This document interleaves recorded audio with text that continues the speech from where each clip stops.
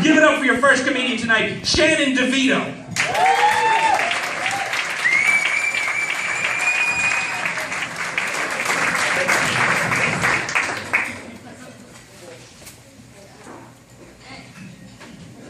Hey guys!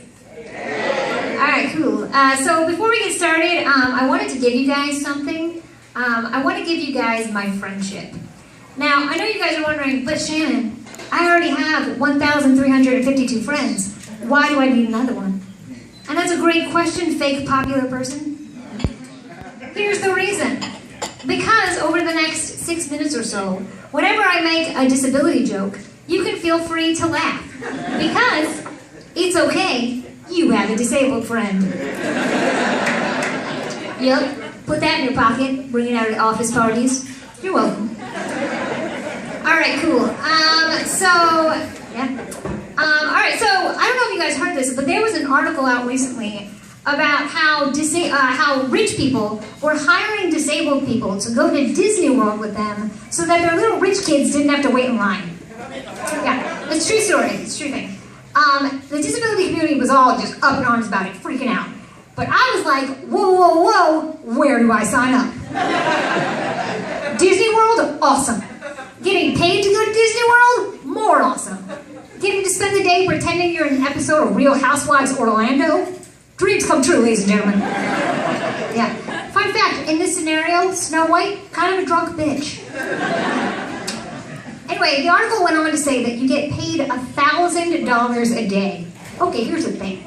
I used to work at Apple, where I got paid $30 a day to get yelled at because the iPhone isn't fucking waterproof, okay? For $1,000 a day, I'll be as disabled as you want. I'll put on a little helmet, I'll drool a little, whatever.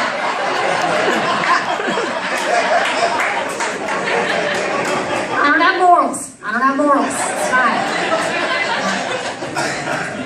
But then I started thinking, why stop at Disney World? I am literally sitting on a gold mine. You need a better parking spot? You need to get out of a speeding ticket? Imagine this, crying. You have a great idea for a Make-A-Wish, but there's nothing wrong with you? Better call Shannon. Yeah.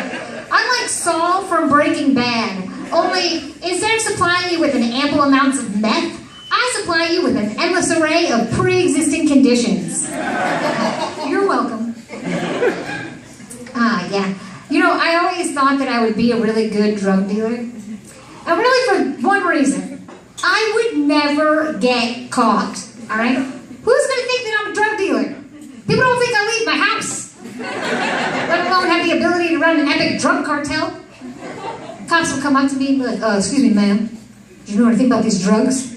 I can't lift milk. So,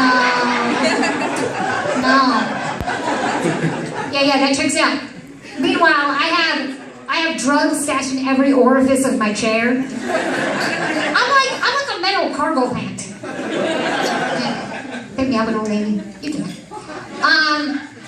So I did not become a drug dealer. I decided to become an entertainer because I like to eat regularly, and I had to move home, which is fine. My parents are cool. But the way our house is set up is it's my room, a wall of, I'm gonna guess, something made out of empty Captain Crunch boxes, and my parents' room.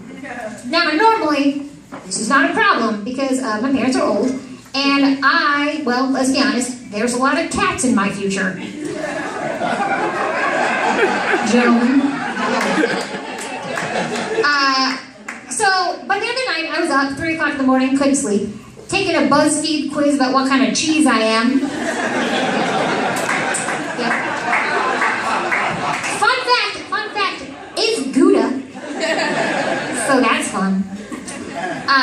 And I heard a familiar squeaking. Now, I was like, oh, I left the TV on. Girls is on again.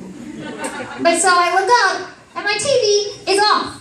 And my brain goes, oh no! Okay, here's the thing.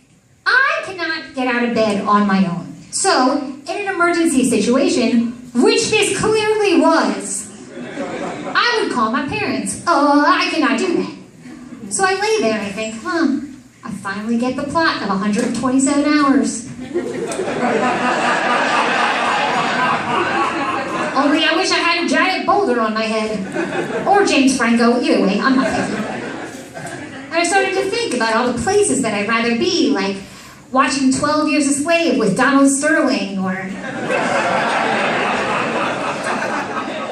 getting a tattoo from Michael J. Fox,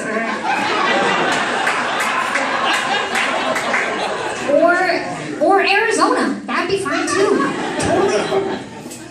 And I started thinking, if I just poke my eardrum out, this will all be over.